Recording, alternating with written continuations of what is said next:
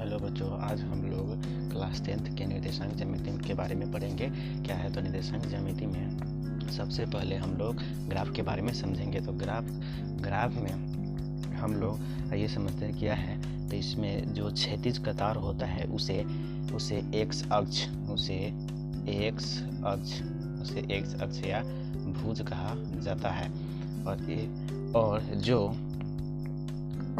जो ऊर्ध्वाधर कतार होता है या ऊर्ध्वाधर रेखा होता है उसे वाई अक्ष या इसे कोटि भी कहा जाता है।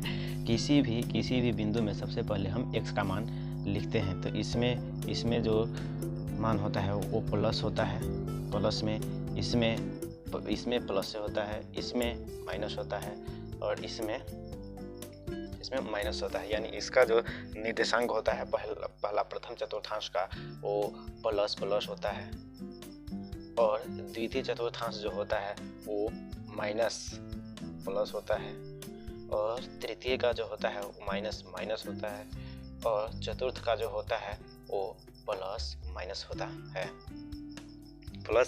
है। सबसे पहले जो बिंदु होता है इसे मूल बिंदु कहा जाता है। इसे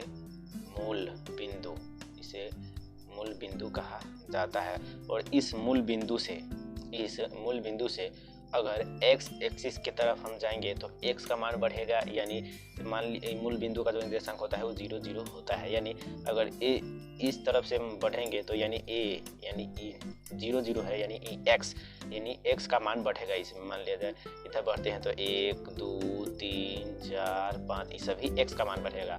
अगर ऊपर या नीचे की ओर बढ़ते हैं, ऊपर की ओर बढ़ते हैं y अक्ष में तो यहाँ पे हो जाएगा +1 +2 +3। अगर ठीक इसी के अपोजिट यानी 0 से नीचे आते हैं तो ये हो जाएगा -1 -2 -3। इसी प्रकार अगर इसके उल्टा जाते हैं तो यहाँ पे हो जाएगा -1 -2 -3 -4